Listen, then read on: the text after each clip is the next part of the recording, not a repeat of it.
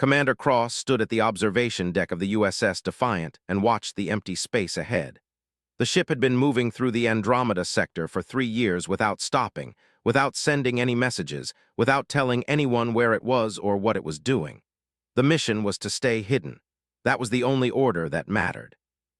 The crew had 847 people on the ship. Engineers, pilots, soldiers, scientists, and support staff. All of them knew the truth. They were not explorers. They were not traitors. They were human warriors sent into enemy space to watch, to learn, and to prepare for a war that had not started yet. Had been a soldier for 22 years. He knew what it meant to command a warship. He knew what it meant to give orders that would kill people. But this mission was different. For 3 years, he had given no combat orders. He had just watched. He had just waited. The galactic empires did not know humanity was here. The collective thought humans were a small species living on 3 or 4 colonies near the edge of the galaxy. The Dominion thought humans were too weak to be important. The traders did not even think about humans at all. This was exactly what Earth wanted. This was exactly what wanted. The observation deck was dark except for the light of distant stars. Stood alone. His hands rested on the cold metal rail and he thought about Earth. He thought about his daughter, who was 16 now. He had not seen her since he left. She sent him messages through the quantum relay. She was smart. She wanted to study medicine. She did not understand why her father had to spend years in space watching aliens instead of staying home. Did not know how to answer her messages. He could not tell her that the war was coming. He could not tell her that everything humanity had built was in danger. He could not tell her that the galactic powers would one day move against Earth and try to take everything humans had fought for. The alarm on the bridge sounded, not the attack alarm, the proximity alarm. Someone was coming. Left the observation deck and moved fast to the command center. Captain Foster was already there, watching the sensor displays. She was 48 years old and had been in the military longer than. She was hard and smart and did not waste time on talking. A battle cruiser appeared on the screen. It was massive. It had weapons that could destroy a city. It was moving slowly through the sector, searching. Spoke without looking away from the displays. They are scanning with active sensors, standard search pattern. They are looking for something, a lost ship maybe, a lost colony. The Defiant was hidden by a cloaking device that had taken Earth scientists 7 years to build. The device bent light around the ship. To outside sensors, the Defiant was not there. It was invisible, but the ship was powerful. Its sensors were good, had to trust that the cloak would hold. The cruiser moved closer to the Defiant's position, could see the weapons arrays on its hull. He could see the damage from previous battles. They had been fighting someone. Maybe they had been fighting each other. The galactic powers were always fighting. They fought over territory, over resources, over respect. The sensor officer was young. His name was, he was good at his job. His hands moved fast over the controls. He was watching every frequency, listening to every transmission. Spoke quietly. They are broadcasting distress calls. They say they lost contact with a mining expedition. They want other ships to join the search. The cruiser continued its search pattern. It moved within 5,000 kilometers of the Defiant. Then it moved 5,000 kilometers away. The cloaking device held. The Defiant was still invisible. Did not move. She did not change her breathing. She just watched the screens and waited. The cruiser searched for 3 hours. Then it stopped searching. Its engines powered up and it began to move toward the hyperspace jump point. The crew on the bridge watched in silence as the ship jumped away and disappeared into another dimension. When the all-clear signal sounded, released the breath he had been holding. His chest was tight. His hands were shaking. He had commanded ships in combat. He had fought battles, but this was different. This was fear. This was the fear of discovery. This was the fear of everything they had built being revealed before they were ready. Turned to face him. Her face was calm, but her eyes showed she felt the same fear. Said, "They are getting closer to us. Eventually they will find us. The cloak will not hold forever." Nodded slowly. "We cannot hide much longer. 6 months maybe less if they improve their sensors." Walked to the window and looked out at the stars. Somewhere out there, other human warships were hiding. The USS Liberator, the USS Vanguard, the USS Pathfinder, and more ships were being built. More crews were training. More soldiers were preparing for a war they hoped would never come.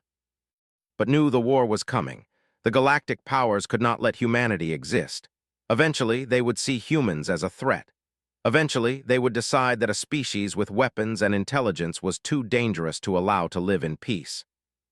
Came to stand next to him at the window. She was quiet for a moment. She said, "We have to go back to Earth soon.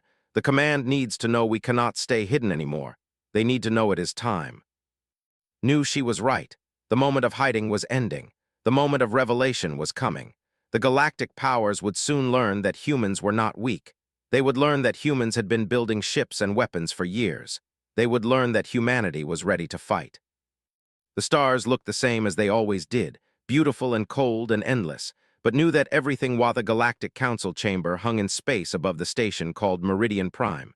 The station was neutral ground. No empire owned it. No single species controlled it. All the powerful factions of the galaxy met here to talk and to make deals and to decide how the galaxy would be run. Today, the council had called an emergency session. The chamber was a massive circle. Representatives from 20 different species sat at tables arranged in a perfect ring. Vex his skin was blue and hard like metal. His eyes were crystal clear and looked like nothing human eyes could ever be. He stood up and placed papers and data files on the central display. Vex spoke in a voice that was flat and cold. "We have lost contact with 5 of our mining colonies in the Outer Rim. We have lost 3 diplomatic vessels. We have lost a research station.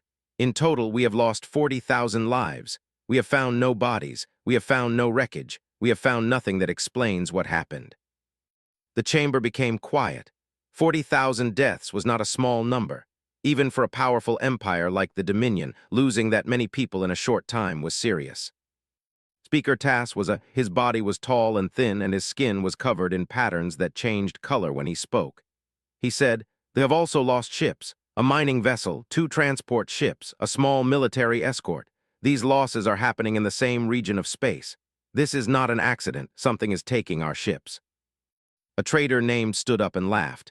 His laugh was harsh and ugly. He said, "You are afraid of nothing. There is nothing in the Outer Rim that can threaten or a warship. You are afraid of shadows." But then Archon stood up, was very old. Her species was she had been on the council for 40 years. Everyone went quiet when she spoke because everyone knew she was smart and had seen many things. Said, "I think the shadows are real. I think something is hiding in the Outer Rim, and I think we all know what it might be, the humans." The chamber erupted in noise. Species started talking at the same time. Some were laughing, some were angry, some were thinking hard about what it said. Vex stood up again. His voice cut through the noise. "The humans are primitive. They have 1 old warship, maybe 2. They have no military power. They have no technology that matches ours. You are wrong, Archon. The humans are not a threat." But did not sit down. She continued speaking. "Are we sure about this? Have we actually measured human capability, or have we simply assumed they are weak because they are young?" Another council member, Shen of the Merchants Guild, spoke next. "The humans have never been aggressive. They trade peacefully. They have never attacked anyone. Why would they suddenly start taking our ships?" Looked at Shen carefully. "Because we have excluded them from every treaty. Because we have told them they cannot expand their territory. Because we have made it clear that human expansion will not be allowed. A species that feels cornered becomes dangerous. A species that has nothing to lose becomes willing to fight." Cross was listening to this conversation. He was on the Defiant, millions of kilometers away from Meridian Prime, but human technology allowed him to hear the Council's words in real time. His communications officer was translating the languages, was hearing everything. When he heard speak his name, his body became tight. The hiding was over. The Council was discussing humanity. They were starting to figure out the truth. Foster came to the command center. She said, "They know, not for certain, but they suspect." Nodded slowly. He had known this moment was coming. He had prepared for it. But knowing something was coming and actually hearing it happen were 2 different things. He said, "Send the message. Now, tell Earth to activate Protocol Dawn. Tell them the time is now." Hesitated for only a moment. Then she gave the order. A quantum relay message was sent through space faster than light. The message was only 3 words. Protocol Dawn initiated. Back in the council chamber, the debate was becoming heated. Some species wanted to send a military force to the Outer Rim to investigate. Some wanted to send diplomats. Some wanted to ignore Archon's warnings entirely and continue as if nothing was happening. Vex said, I propose we send 17 warships. Let them find this supposed human threat and bring back proof. If humans have been taking our ships, they will pay the price. If humans have not, they will learn respect. The council voted, 17-3 in favor. A warlord named was chosen to lead was known for being aggressive and having no patience for negotiation. He was known for destroying enemies without mercy. Archon watched the vote happen and said nothing, but her expression showed she thought the council had made a mistake. Sending a warlord to investigate was not the right choice. Sending aggression to meet potential aggression would only create war. But the vote had been taken. The decision had been made. They would be sent to the outer rim to find the humans and to find out the truth. In the darkness of space aboard the USS Defiant, Cross read the message from Earth. It said simply, "You have permission, proceed with Phase 2. Looked at and said, "Tell the other ships. Tell the Liberator, the Vanguard, and the Pathfinder, prepare for combat. We are going to show the galaxy what humans can do. We are going to show them that we are not weak. We are going to show them that we are not afraid."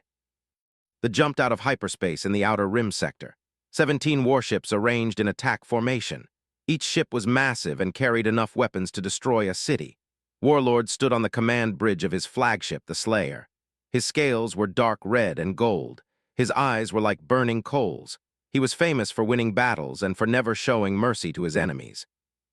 Had been given simple orders. Find the humans, investigate their activities. If they were a threat, destroy them. If they were not a threat, return to Meridian Prime and report.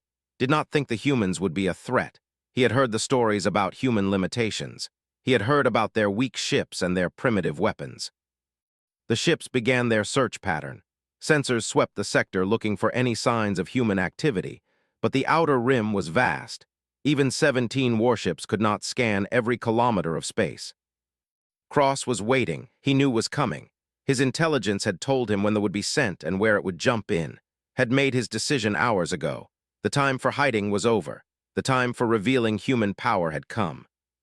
The USS Defiant was positioned in the path of the fleet. Sat in the command chair. Around him were his bridge crew. Every person was ready. Every person knew what was about to happen. Every person was prepared to either die or change the course of the galaxy. Spoke quietly. Stand by for cloak deactivation, all weapons hot, all engines ready. When the word is given, we show them everything. No mercy, no hesitation, complete aggression.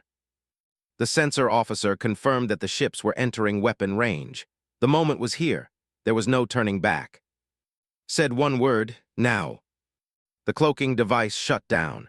The USS Defiant appeared in normal space in the middle of the formation. Instantly, alarms sounded on every warship. They had been taken by complete surprise. Warlord looked at his displays in shock. A warship had just appeared directly in his formation. A ship he had not detected. A ship that was moving with speed and precision that no vessel could match. Gave his next order, fire. The Defiant's weapons opened up. The ship was smaller than the vessels, but it was faster and more accurate. Human targeting computers had been built to track multiple enemies at the same time. The weapons fired in perfect patterns. Each shot was calculated to cause maximum damage and to force the ships to respond defensively instead of launching their own attacks. 3 ships were hit immediately. One suffered critical damage to its engines. Another lost its weapon systems. The third took a direct hit to its command center and exploded into a cloud of burning metal and fire. The crew responded with overwhelming force. Dozens of weapons locked onto the Defiant and fired, but ship moved in ways the pilots had not trained for. The Defiant twisted and turned and accelerated with movements that should have been impossible for a ship that large. Stayed calm. He had trained for this for years. Every pilot on the Defiant had trained for this. They knew human ships were faster and more maneuverable than larger alien vessels. They knew how to use this advantage. The battle lasted 20 minutes. In that time, 3 more ships were destroyed. 4 others took critical damage, but then something changed. From hyperspace, 3 more human warships appeared around the formation. The USS Liberator, the USS Vanguard, the USS Pathfinder. Warlord realized in that moment that he had been wrong.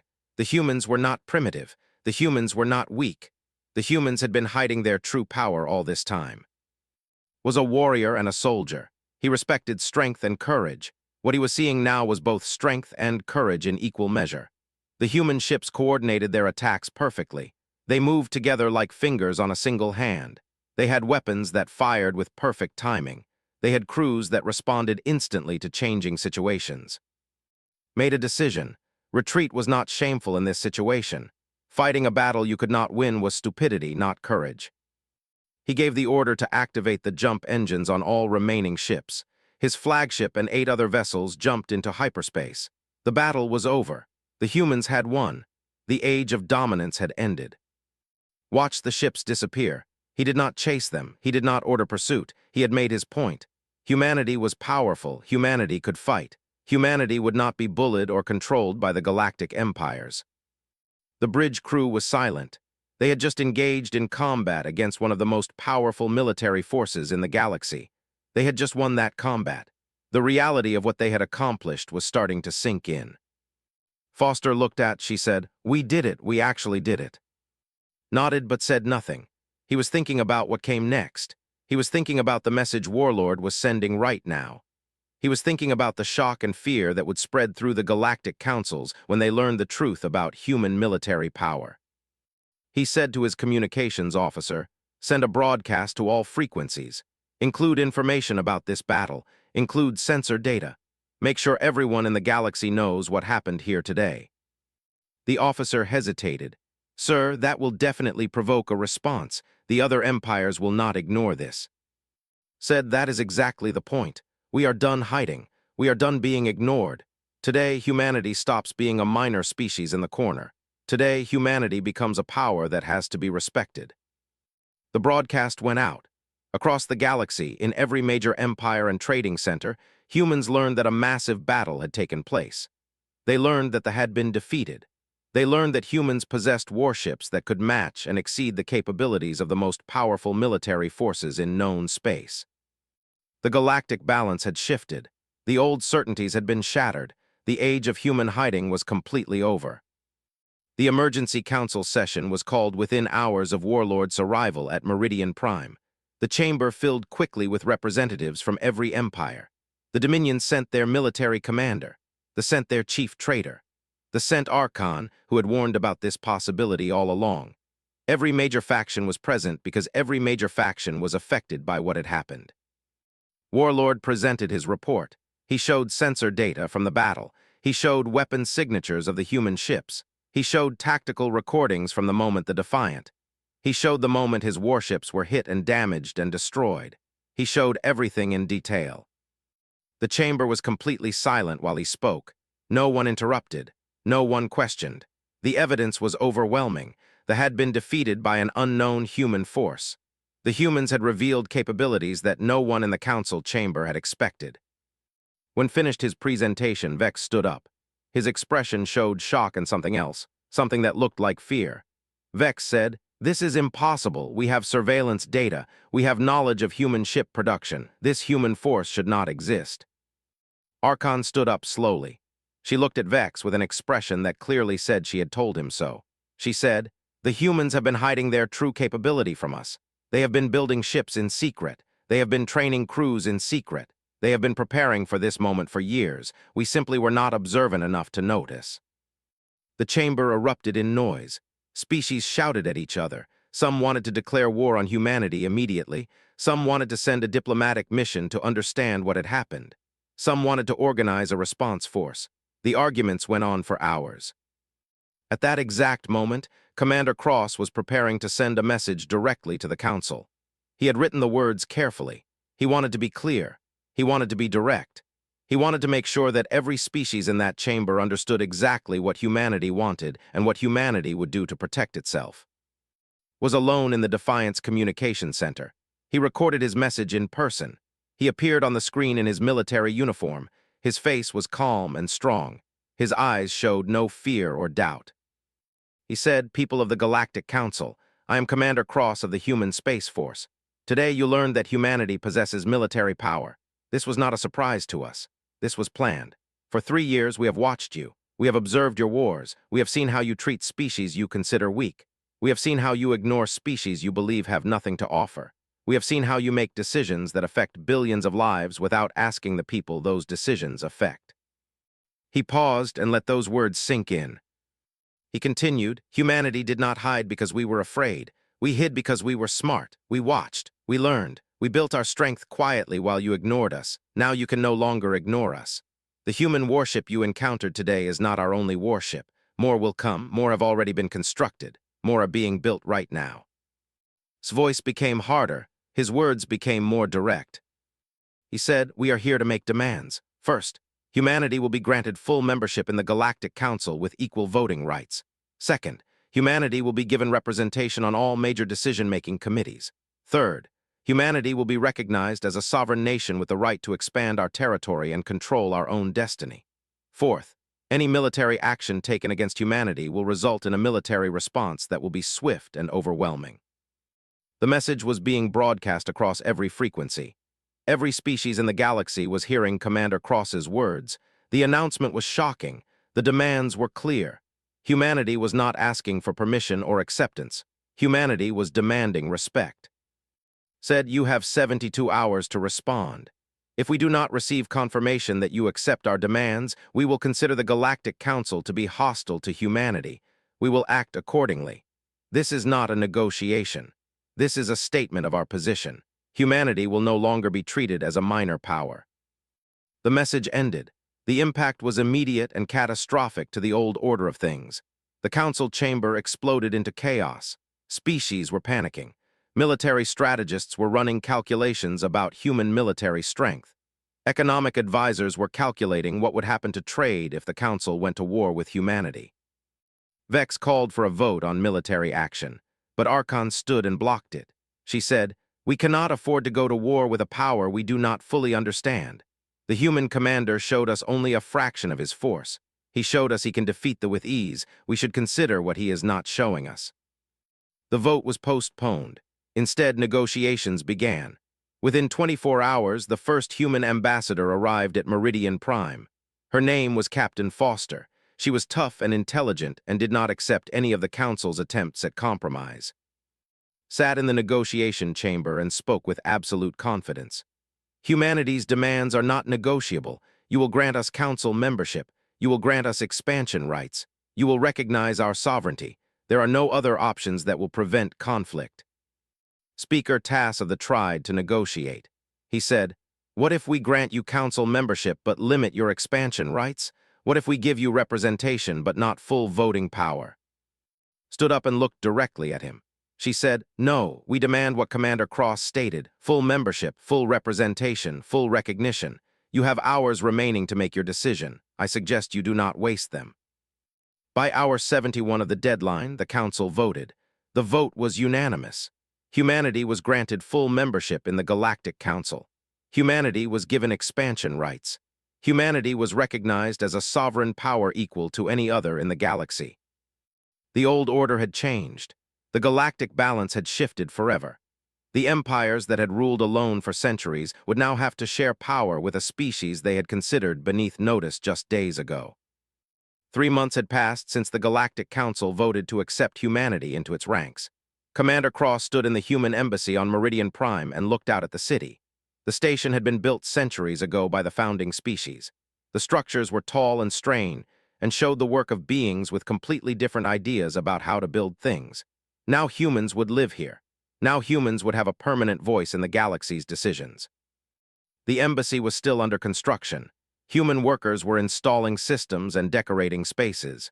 Humans were now interacting with other species every single day. No more hiding, no more secrecy. Humanity was fully part of the galactic community. Captain Foster had been appointed as humanity's first permanent ambassador to the Council. She was sitting in her office reviewing the terms of a new trade agreement with the Merchant Collective. The agreement would allow human ships to trade in territory. In return, humans would provide military protection against pirates and raiders who attacked their convoys. Made notes on the agreement. She knew that trade was just as important as military power. If humanity could prove useful to other species, if humanity could provide value to the galaxy, then other species would see humans as partners instead of threats. The first council meeting with human participation happened on a day that would be remembered in history. Captain Foster sat at the council table as an equal to representatives from empires that had ruled for thousands of years. She spoke with confidence and knowledge. She asked hard questions about the policies that were being proposed. She voted her conscience instead of voting with the largest power blocks. The reaction was mixed. Some council members respected this approach. Some were annoyed that humans would not simply follow along with what the established powers wanted. But that was exactly the point. Humanity had not fought its way into the council to be a minor voice.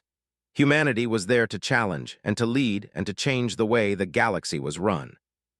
Received a message from Earth. The human government was now preparing to send civilian ambassadors and trade delegations. Universities were planning to send scholars to study alien science and culture. Military academies were being established to train the next generation of human soldiers and commanders.